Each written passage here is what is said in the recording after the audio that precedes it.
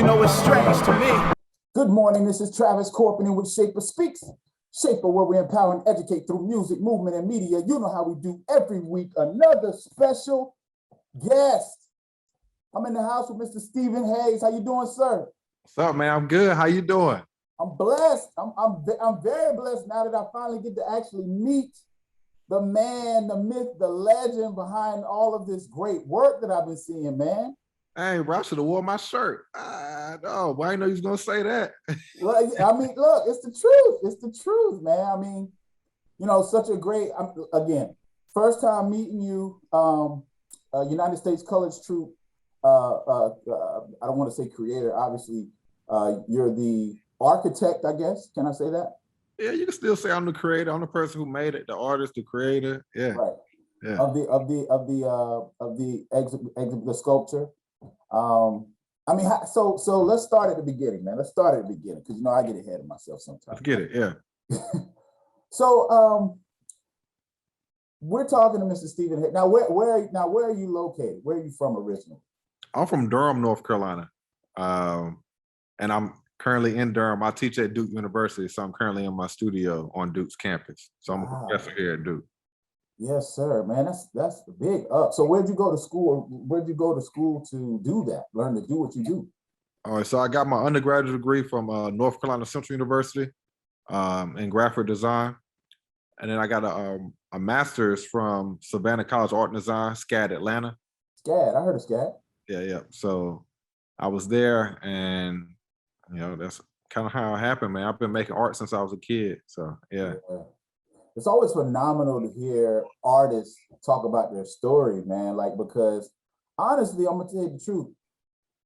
It's a scary, artistry is a scary thing when you talk about career. You know what I mean? And you know what I mean. Yeah. Yes, I understand that completely. You know, there was times where I didn't know what was going to happen. You know, you got to think about, hey, am I going to eat? I'm going to put gas in the car. Right, or, hey, do I still want to live this life? Or do I just go find me a regular job? So those came in my head many times. Yeah. See, and that's the thing that always, for me, makes me look at artists that are successful and able to keep their families fed, able to take care of themselves. It makes me look at them in a different light. I mean, you know, because obviously you went through it to get to where you are. You went through some kind of challenge to get to where you are. What do they call it? When you go through, what do they say? Paid your dues. Yeah. To get to where you are.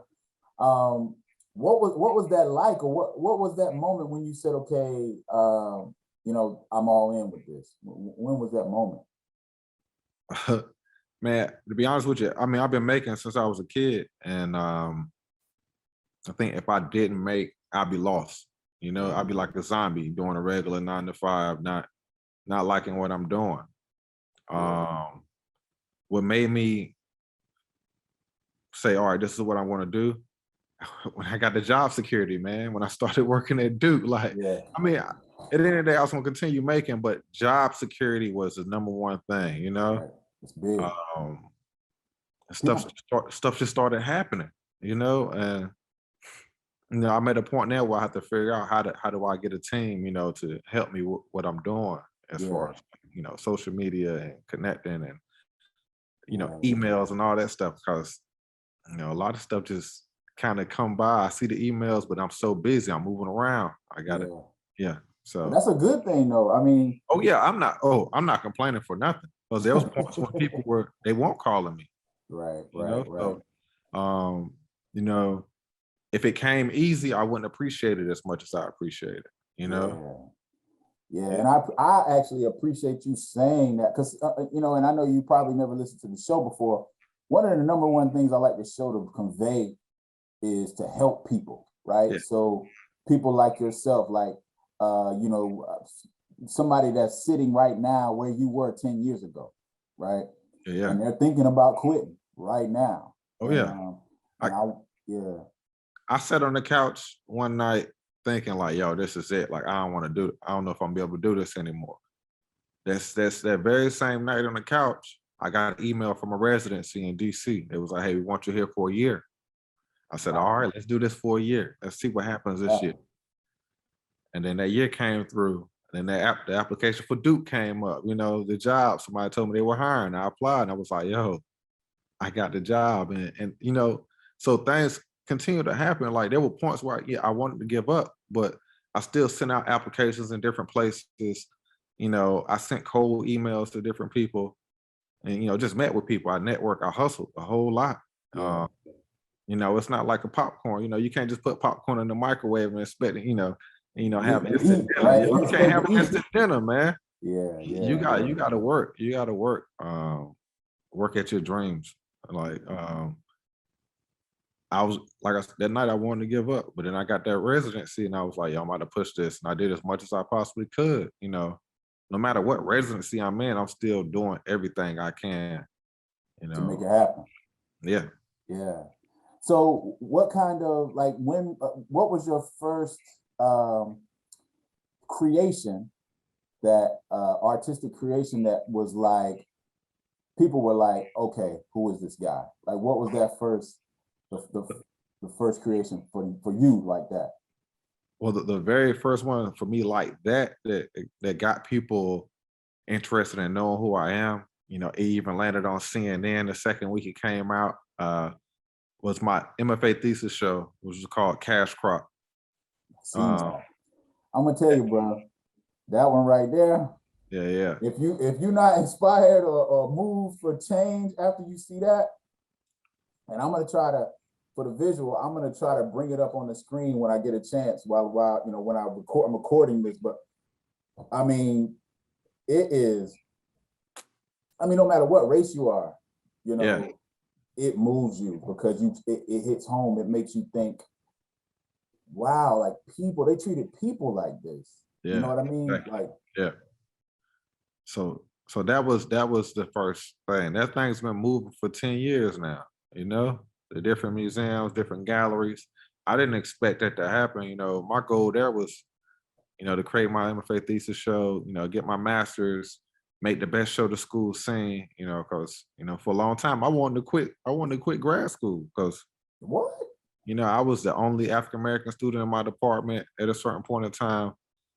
I didn't have African American professors, and it felt like, like I was riding on the seat the whole time. Like they was telling me I'm not an artist. Even though I felt like I was making better than anybody in my cohort, I just didn't have the vocabulary to talk about my work, my concepts. I didn't know how to, No, I know exactly what you're saying. the elevator pitch. I didn't have that talk. And it wasn't I didn't have the talk. It's just, I was seeing what they were making. I'm a maker. I'm a doer. And it's not about what the work means. It's about stopping people in their tracks and creating a conversation and making them want to talk about the work and see the work. Like I didn't want to have work. I didn't want to make something and then have to write something about paragraphs about it and then put it on the wall and say like, this is what it means. Now I want people to come to my work with their everyday life experiences and be wild and moved and create this conversation. So I didn't know how to like contextualize that to my teachers or, just seeing what my cohort was making. Right. And, I would sit there and look at them like, man, what you making, it'll take me, an hour or two to make, I'm in here making stuff hours, days on end, creating stuff that's like mind boggling. So yeah. And you know what? I can see the frustration, like, and I hate to equate that, but like when I remember being in my master's program, and I mean, everybody has their own work, right? So when you do your thesis, I remember thinking, man, I spent so much time on my thesis, and I'm looking at other people's, and I'm just like, I don't want to call nobody out. That's why I'm trying to be real sensitive. yeah. But it's just like, man, like that's yours, like, and I spent like months and months working on this, and we're still both gonna have the same degree when we're done. That's what was a little frustrating for me, but I understand. But you got to be, but you were true to yourself, and that's why you are where you are. Yeah. So that was the big moment for you. So CNN, okay, talk about that for a second. So how did that happen? Man, so I had a show. It was up. One of the guys that was in grad school, but he was in a whole different department. his roommate worked for CNN, and she was like, "Yo, I want to do a show on this." And some kind of way it happened, man. I was like, me being a person I am, Wow. His like, roommate worked for CNN? yeah, I was like, hey, if that's what you want to do, cool. Because I didn't, a lot of people say they can do stuff, they'll do this, but they'll never do it. And so I was like, cool, yeah, yeah, let's do it. And then it turned around, they were there the next week. Like, Yeah. Wow. I mean, I was in grad school, I ain't had nothing then, man. Like, I used to sneak in the cafeteria to get food, man. You know what I'm saying? Yeah. It was the hustle or not, I didn't even I ain't Hustle have or heat, not. you know what I'm saying? I ain't have cable. I had to watch my CNN interview at AT&T. I asked if I could change the channel, like, and it was like, yeah, you can change the channel. I changed to AT&T. I stood there for like 30 minutes waiting for it to come on. Like, all right. Man, isn't that amazing, bro? Like, I mean, and for you, it's got to be so sweet to be where you are after going through something like that. I Yeah. mean, so you're an instructor now at Duke University. So yes, I am an assistant professor at Duke University in sculpture and drawing. Sculpture So, and drawing. yeah. So how do you teach us after having that experience?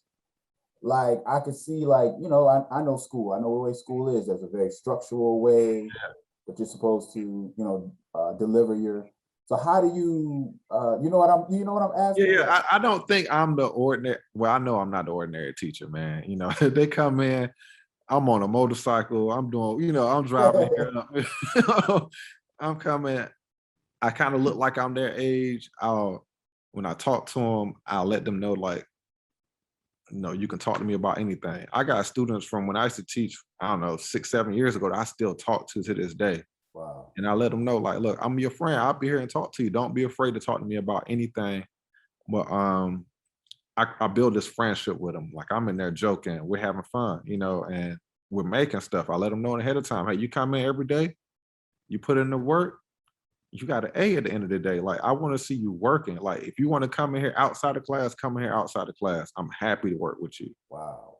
So I'm always That's gonna a be there. real instructor, man. Huh? That's a real instructor. That's Yeah, like, yeah. I mean, and it comes from examples that I had. One of my favorite teachers in undergrad, shoot, she passed probably like 8 years ago, somewhere in that area. But she came to my house and took photos of all my work and built me a portfolio, sent it upstate New York to a college and got me my first residency. Like, wow. if I can mirror what I'm doing behind like how she did, Yeah. man, she was sick, had cancer, drove 6 hours to Atlanta to see my MFA thesis show. Wow. Like, if I can have a teacher that do that, like, why can't I do it for anybody else? Yeah. See, So that's that each one teach one, like she yeah, gave you that experience. So and that's how you spread. And one of your students probably is going to have that experience for somebody else. yeah. Yeah. So fast forward, because when was that? That was what That was year? 2010. That was 2010. So okay, so a good while ago. Yeah. So now Wilmington, North Carolina, you're still in Durham, obviously. Yeah. But you were given the opportunity to and I'm struggling with words. Create a To come up with a concept for Cam Wilmington. They emailed me. Right. And it was like, hey, we want if you can come up with a concept so we can apply for this grant for Z Reynolds gallery. And I was just like, all right, yeah, cool. I can do that. Yeah. Like, people send me emails. I'm like, all right, let's see what y'all talk Let's about. see what y'all talk about. Let's see what happens, right? Yeah. So, they sent me all this information and I drew up, a couple of concepts, and we talked about it. And it was like, hey, if we get it, we want you to make it. I was like, oh, say no more, you know what I'm saying? Like, let's do it. So we came up, we sat down probably like 3 or 4 times, and I came up with a concept. They sent it in and found out like a month or so later that we got the grant. And I was just like, oh man, now I gotta make it. Like, yeah. But then we sat down again to come up with a better concept. We tighter. Yeah. Huh? You Yeah. said like a better. You said a better, like a tighter concept, like.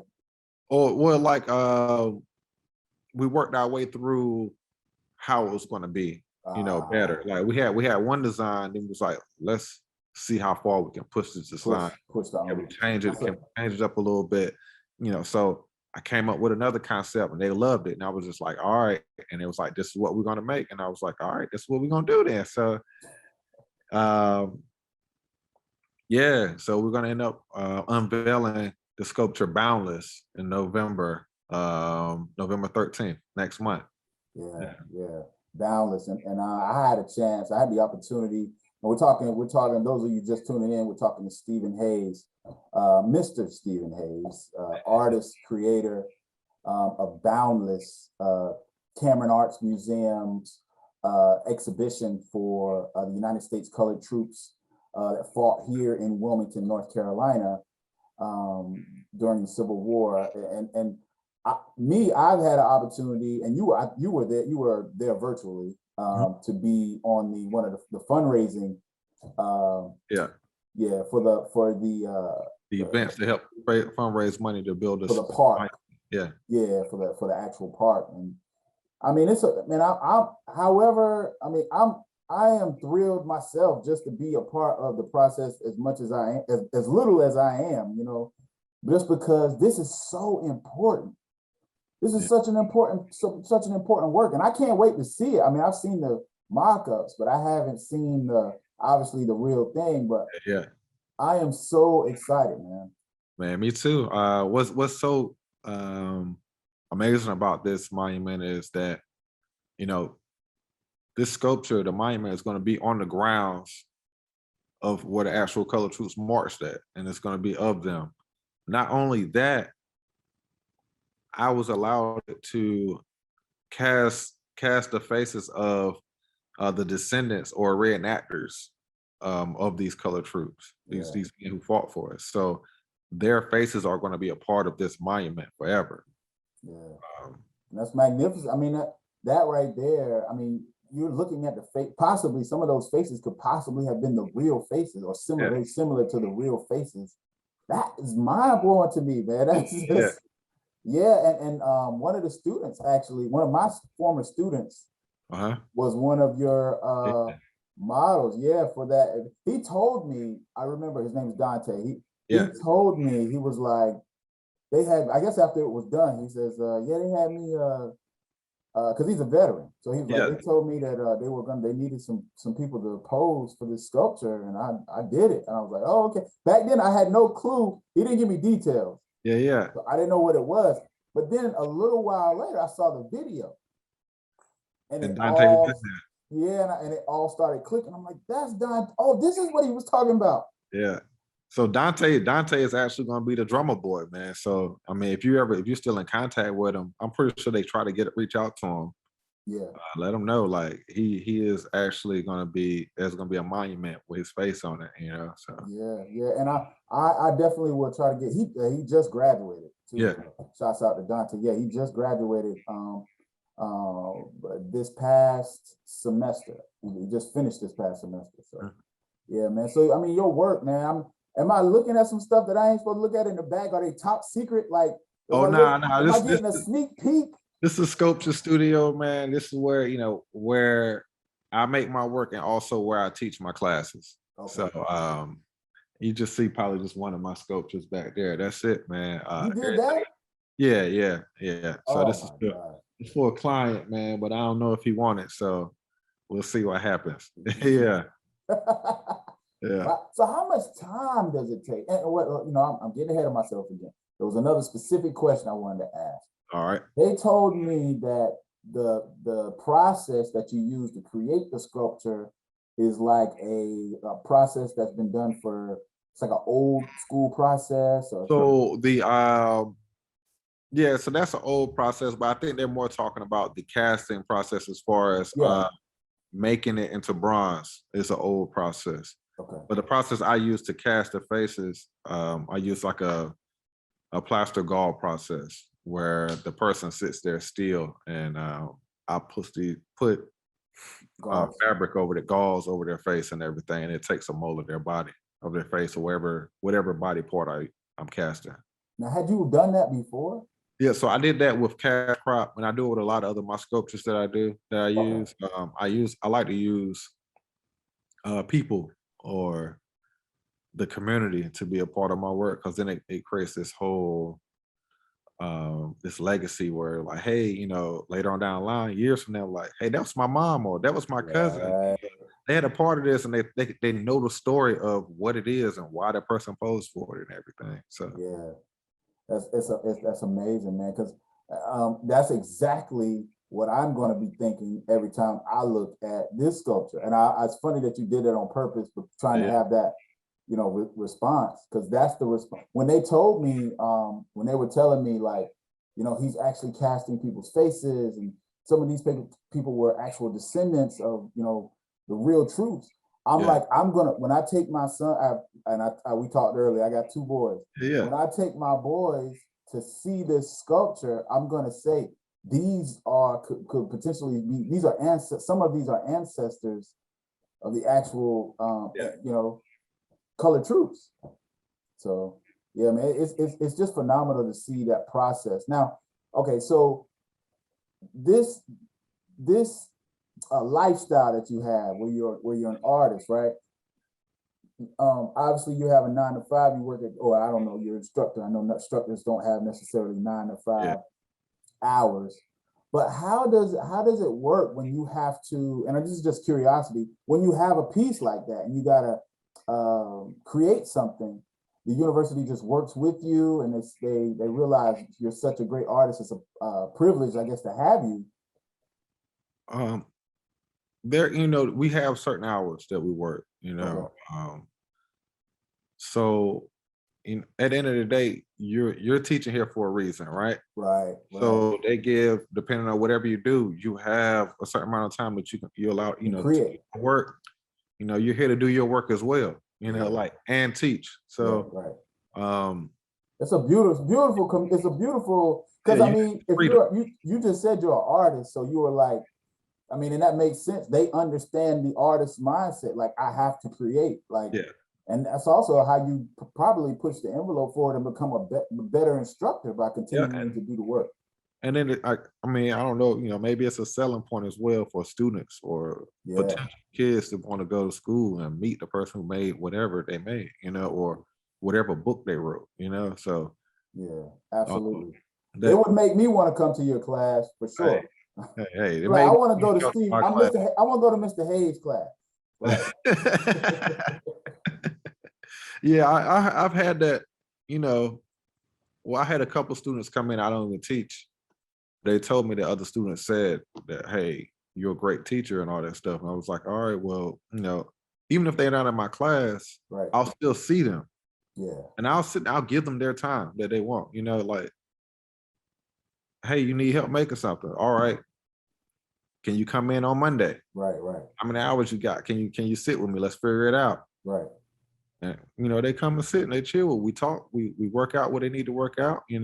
What's funny is one of them came in and did that, and I helped her build what she needed to build. And then while she was leaving, she was like, man, I'm happy you lived up to the hype. Oh, Everybody's saying you wow, she great, said that. yeah, I was like, yo, I like, didn't. I didn't even know this was a test, right? yeah, I know this was a test, what I'm saying, I'm just out here, like, y'all need help, I'm here to help, Right. so Right. Well, that's phenomenal, man. Hopefully, one day I'll get to take a trip up to, because I'm from Raleigh originally. That's where I'm from. from Raleigh, So, yeah. So I hopefully one day I'll get to make a trip up there and maybe check out the studio. I don't know if y'all let people in the studio or yeah, that's cool. I mean, I don't have much in here, all my work is traveling. So the unveiling is on the 13th of next month, November. And we're also doing a solo show of my work. So a lot more of my work is going to be there as well. So Cash Crop is going to be there. A couple other sculptures that I made is going to be there as well. So we'll do a solo show as well. So how do you ever get, I mean, you saying this stuff is traveling. I mean, whew, I'm like, that stuff is delicate. I'm like, I guess bronze is not really as delicate. It's heavy. So the bronze don't move. The Cash Crop is made out of cement. So that's really delicate. It's fragile. But when it moves, we have a contract laid out already. Like, this how much it is. If something gets damaged, they have to reimburse me to make it. I mean, I've had stuff come back. Right. like normally I ship everything, but then I had another company like, nah, we need these people to ship it. We're not gonna pay you to ship it. I was like, okay. And it came back and it was falling over. So I had to charge them. So Right. And it's weird, yeah, but it is. So, but so you, the reason I was asking because as an artist, and I don't know if you can tell, I have a little bit of artistry, background. But as an artist, you think, man, when my stuff leaves, like, is it gonna come back the way, I, sent it? But I guess, yeah, but that's the best way to do it, I guess. yeah, contracts are the best thing, man. Yeah, Like read your contract, go through everything. yeah. I've had points where I didn't read the contract and it bit me. So I learned from that. You learn from all these Right. things. Get your That's contract. that's a good lesson if you're listening. Yeah, Read yeah. the contract. Read the And if you ain't contract. good at reading, if you're not good at reading and understanding all the mumbo, get to somebody that you trust. Right. Have them read it. Have them go through it. Yeah. So, That's such a valuable lesson, man. Because I mean, and you know what? I mean, I think for everybody, no matter who you are, it's just important to read contracts. And when you have valuable work like this too, man, I mean, you know, you hate to say that, but I mean, you want to learn. You're an entrepreneur, right? yeah. As well. So right at the end of the day, so artistry is one thing, but business is something different. And as a business person, you want to handle business the way business is done. So are you able to? I keep looking at this piece over your right shoulder. Well, I mean, my left side, your right shoulder. I'm assuming. Yep. Are you able to talk about that, or is it has to be private? Or I mean, ain't really much to talk about. I want to know who it is. Is what I was trying.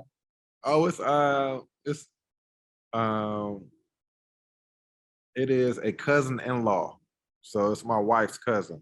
Oh, okay. So one of my clients, he bought one of my sculptures a few years ago, and he wants another sculpture that he can put outside. Oh, okay. So this is what I end up making, but I got to make a base for it as well. So I'm waiting on, hopefully his go ahead or him wanting to see it in person, but he lives in DC. So yeah. We'll see how that happens. Yeah, man. So I mean, you are obviously, you figured it out, man. You obviously have figured it out. So do people, if somebody's listening to the show and they want to contact you or they want to see more of your work, what is the website, or how do they make that contact, that connection? All right, so my website is currently under construction. I had one, I still got one, but it is Stephen Hayes, STEPHEN, Hayes, HAYES, creations.com. Or you can send me a message on Instagram, Stephen Hayes, the creator, on Instagram. So STEPHEN, HAYES, THECREATOR on Instagram. Yeah, you can email me, send me a message or whatnot, and we can talk about what you want. Just know I'm running around everywhere right now. Look like to nail this man down might be. Yeah. You might be getting on next year sometime, right? Yeah, exactly. So I got a lot of stuff going on outside of like even teaching. I got a family, I got twin boys, I got all this. I got a lot going on. But if you want to contact me about some work, send me a message. I'll respond back to you. I'm not going to just like, not answer or whatever. Yeah. Right. And I can attest, I will tell you, the first time I called him, he responded. It wasn't like, like I called him and then sometimes like I do. I mean, I'll be honest, like me, sometimes people call me and I miss the call and then I forget to call him back. He was way better than me, he called me, he answered the phone right away. Now I will say he's busy, which, of course he is. He's a great artist. And I hate saying, I know this is radio, and when you have visual things like artistry, it's hard to make it, give it the full, give the audience the full image of what, but please go to his website and you can see how beautiful his artwork is and how powerful it is. Yeah. But anyway, so when I had a chance to actually contacted him. He was like, yeah, I'm in where are you, in New York? I think you I were was in in New York. Yeah, yeah, He's like, I'm in New York. I was like, well, what about this day? He was like, we'll try. And what he said, just call me. He was like, this brother is busy. So yeah. thankfully, I got a chance to catch up with him. And it's, you lived up to the hype, just like the student said. You lived up to the Come on hype. now. Yeah, you lived up to the hype. I mean, and I'm just cannot wait till November 13th to see that unveiling and be there for the unveiling, have my family there for the unveiling. It's outside. It's going to be USCT Park at Cameron Cameron. Arts Museum. Yeah, in Wilmington, North Carolina. Look, this is not something that's local. Like this is, if you are anywhere in the country, on the globe, and you need to come. If you can, you should come because this is a historical moment, right? I think this is the only statue, and it's definitely on this African American statue like this Yeah. in North Carolina. But I want to say I can't remember what they said about it's very rare throughout the United States that one has been done like this. So please come and check it out. And it's right, it just gets cooler and cooler. It's right on the grounds where the actual battle took place. And Yeah. on top of that, the African American troops won the battle. So, I mean, please come check it out if you get a chance. November 13th, Cameron Arts Museum, Wilmington, North Carolina. So you're obviously going to be there, Stephen, right? Yeah, so I'm actually gonna be there for the unveiling. It'll be my first. Well, I'll be there when they install it, but it'll be my first time seeing it as well as the unveiling. So I'm super excited. Yeah. You're ready to see it, and see what happens from there. Yeah, we're about a month away, man. I'm excited. I'm excited. It's gonna be a lot going on, and I don't know how familiar you are with Wilmington and the race massacre, 1898 race massacre that happened here. I mean, all of this is going to be going in the same 2 weeks, man. It's crazy. It's going to be crazy. So, yeah, definitely looking forward to seeing you, brother. So, thank you for coming on. All right, thank you for having me, man. Nice to meet you. Yes, sir. You've been chosen for a greater purpose, destined to live beyond measure, designed to be more than a conqueror. Every day is your opportunity to live your best life right now. So what are you waiting on? You see, barriers are just doors to destiny. Fear's holding the keys and he's thinking he's got the best of me. But guess what? You've been chosen. This is Travis Corpening with Mr. Stephen Hayes. Thank you very much.